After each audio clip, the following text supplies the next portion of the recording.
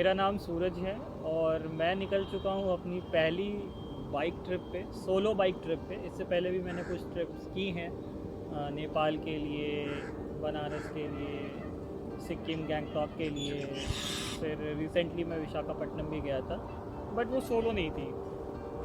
और bike trip मुझे पसंद है। ये मेरी इंट्रोडक्शन वीडियो है और यार बैठा नहीं जा रहा क्योंकि थोड़ी सी नहीं, मतलब 250 किलोमीटर के आसपास गाड़ी चला ली है मैंने।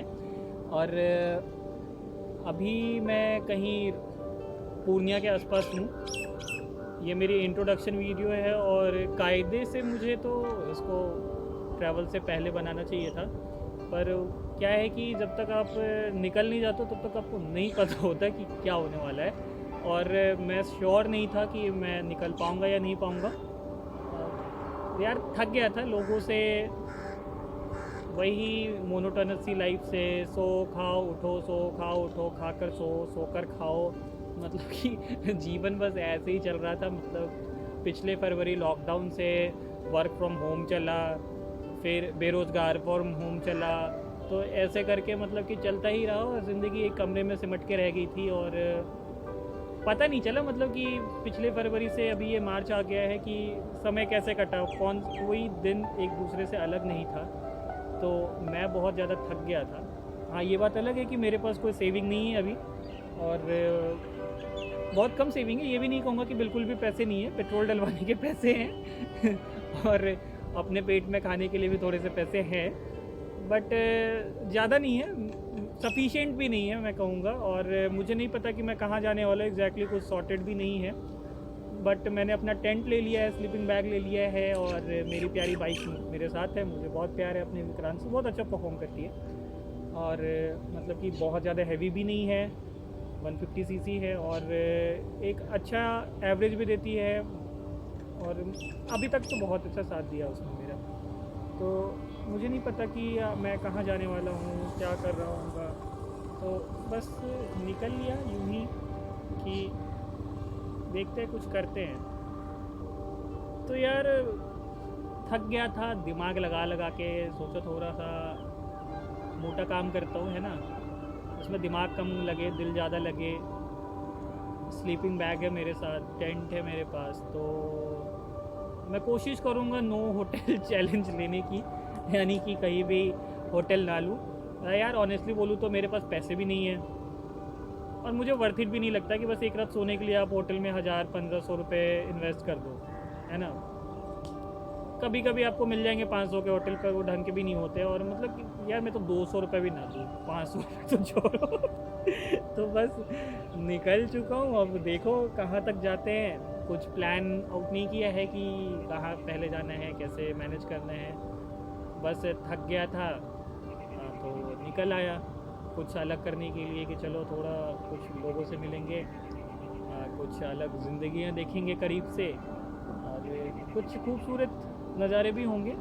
नॉर्थ ईस्ट जा रहा हूँ तो होपफुली होंगे कुछ अच्छे नज़ारे भी होंगे। काफ़ी समय ले लिया मैंने अपने आप को प्रिपेयर करने के लिए, ऑलमोस्ट 10 दिन से ज़्यादा।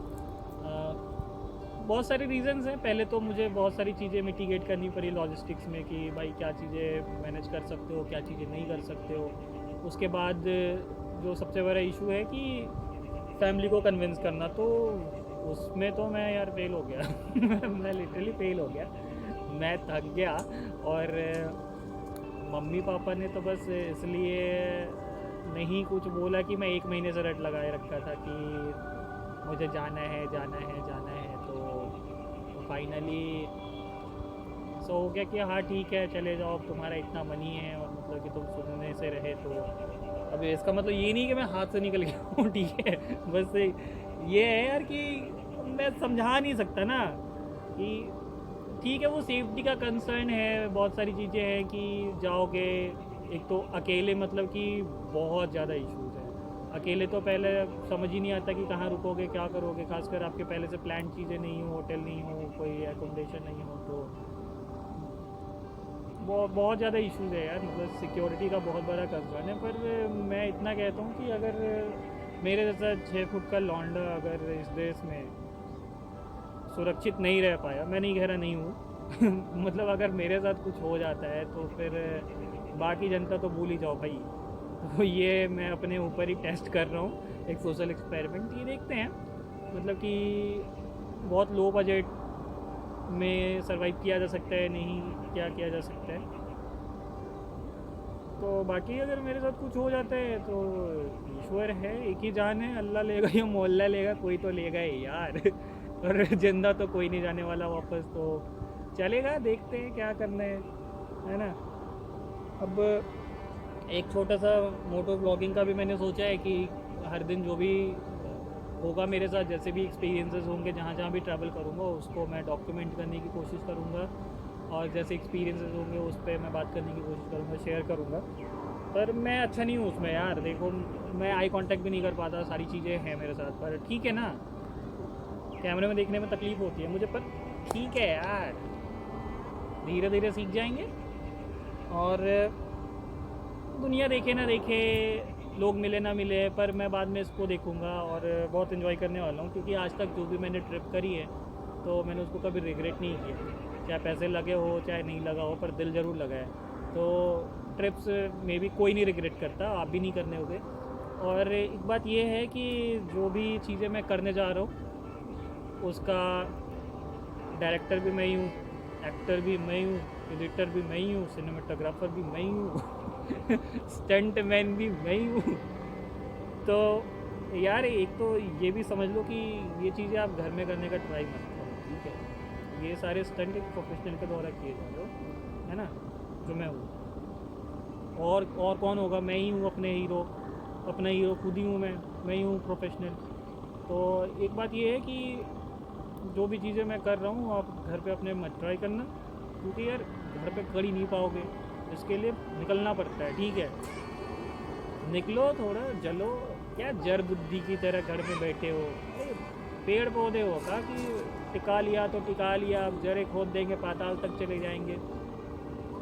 चल चल बनो, थोड़ा घूमो टहलो, जाओ इस नदी से उस तालाब तक, इस समुंदर से उस सैलाब तक, कुछ तो करो ऐसा जैसे लगे कंपटीशन है, थोड़ा मोटिवेशन है ना। तो शाम हो रही है अभी, देखो फॉरबिसगंज जाने का सोचा है, अब कहाँ तक पहुँच पाते हैं, मतलब मुश्किल है कहना, पर कोशिश तो कर ही सकते हैं। बाकी 250 किलोमीटर के आसपास चला लिया है, तो थोड़ा सा थक गया हूँ, और अभी मेरे को थोड़ा चलना होगा, क्योंकि मेरा अगला टारगेट है दार्जिलिंग, और अगर मैं फॉरबिसगंज तक नहीं जाता हूँ तो मुझे 400 किलोमीटर प्लस राइड करनी पड़ेगी, जो मुझे पसंद नहीं है। कर सकता है इंसान 500 भी कर सकता है, 600 भी किया है, पर मज़ा नहीं आता फिर राइड का, है ना।